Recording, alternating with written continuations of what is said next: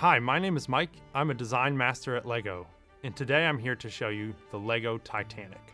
This model is a reproduction of the famous ocean liner RMS Titanic. The real ship was about 270 meters long, so this LEGO model is 135 centimeters long. It's enormous. It's 9,090 pieces, and we're capturing so much detail on this model at this enormous scale.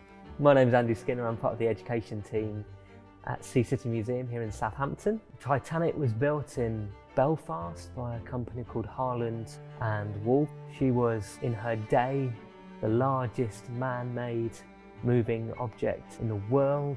People said that she was unsinkable and almost like a floating palace. If we take a short tour of the LEGO Titanic, I like to start from the bottom and then we work our way up to the smokestacks. So the hull from the outside seems like a quite simple, smooth shape. And this was quite a technical challenge to figure out how do we get the proper curves on the bottom and get the sharp point of the bow, and then having it expand from being a super thin line at the front to its widest point, I think, is 18 modules. We don't have standard LEGO bricks that can do that, so we had to come up with some really clever geometry inside the hull, where we're building different triangles that all then join together to form this really beautiful shape.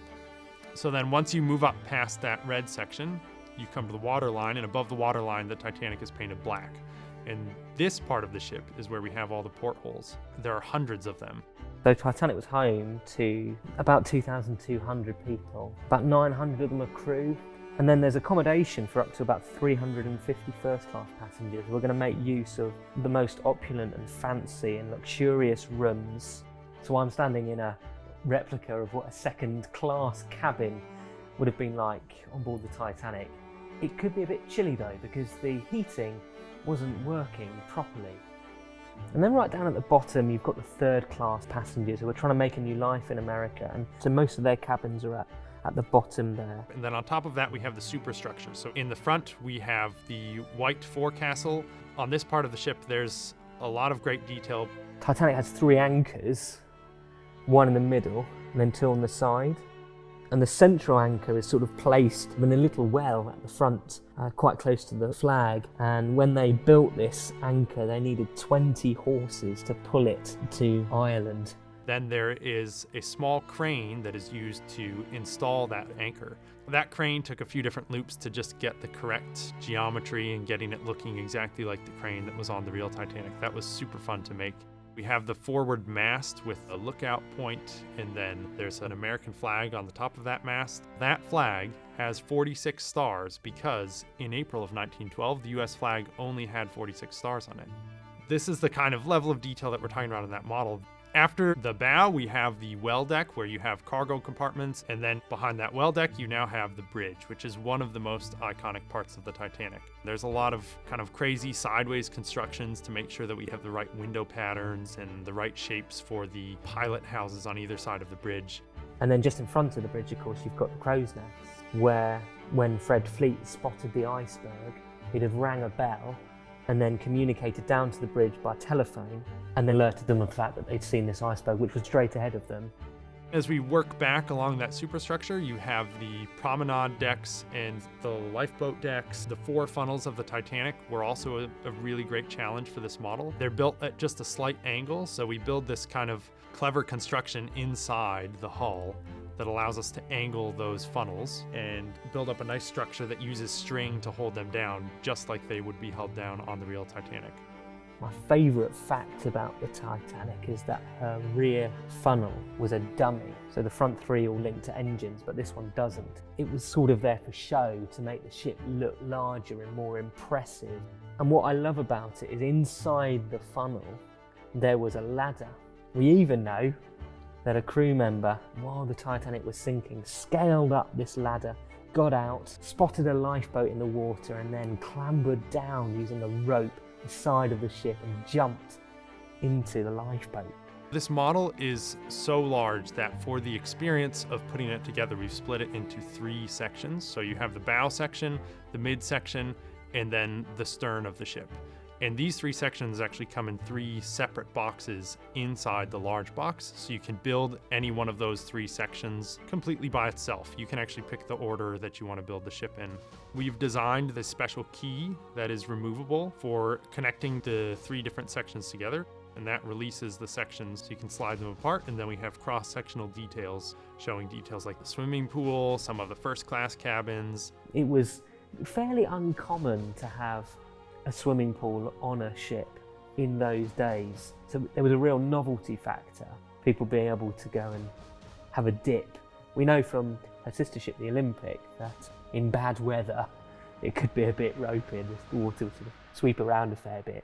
One of the details that is quite iconic for Titanic is this grand staircase. It runs from just above the boilers all the way up to the very top of the ship, and we've used a small decorated compass element as the Titanic clock at the very top of the grand staircase. Behind me, we have a really good idea of what the grand staircase would have looked like. Several decks of sweeping staircase only for the wealthiest people. We know that in today's money, the most expensive rooms on the Titanic would cost maybe up to £70,000.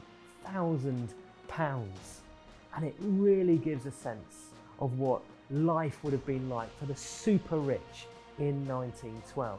Between the stern and the midships, that's where at the bottom we have the engine room, and this is part of the model that I am incredibly proud of. We've recreated Titanic's 3 engines. The piston engines are built using LEGO Titanic piston elements. When you turn the propeller, the pistons go up and down. There's 2 engines on each side, and you can pull those out and see the details of them. You can also then, if you look way down inside, you can see that 3rd low pressure turbine engine. And when you build the ship, that's the only time you'll ever actually get to experience what is going on in that low pressure turbine. So I'm going to leave that as a surprise for people that build the ship, because once you put it together, you can never take it out. It is buried so far down in the structure of the model. For LEGO Titanic, we made a brand new element, a 1x2 brick with an inverse arch. We found uses for them in the grand staircase. In the hull, we found uses for them in the higher parts of the hull as well. So we have them in black, we have them in dark red, we have them in brown, and we have them in white in this model.